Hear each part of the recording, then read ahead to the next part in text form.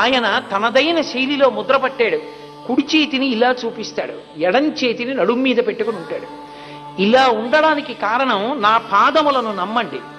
ఎవరు నా పాదములను నమ్మారో, ఎవరు నా పాదములను పట్టుకున్నారో వాళ్ళకి భవాంబోధి కటిదగ్నమగునటంచు.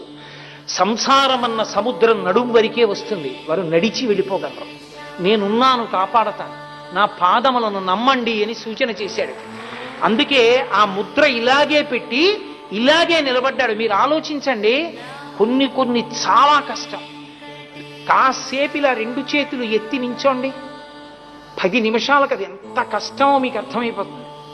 రక్తం వెనక్కి ప్రవహిస్తూ పైకెక్కడం కష్టమై గోడలు జారిపోతాయి. అలాంటిది ఏనాడు నిలబడ్డాడో ఇలా నిలబడితే, చెయ్యి ఇలాగే పెడితే మణికట్టు ఎంత నిప్పెడుతుంది. ఇన్నేళ్ల నుంచి నకృతం దైవ సంఘైశ్చ అన్నప్పుడు లోకములను రక్షించిన చెయ్యి యొక్క మణికట్టు ఎంత నిప్పెట్టిందో. ఎవరం వెళ్ళి ఆయనకి ఇలా కాస్త సేద తీర్చాం, ఎవరం ఆ చేతి మీద రాశాం. స్వామి అలా పట్టుకుని నించున్నావే, ఆ చెయ్యి ఎంత నిప్పెట్టిందో. బుద్ధిహీనుణ్ణి, ఇలా తిరుగుతున్నాను, నమ్ముతాను తండ్రి, నీ పాదములను నమ్ముతాను, ఇక నుంచి ధూర్తతనంతో ప్రవర్తించను, ధర్మాన్ని విడిచిపెట్టను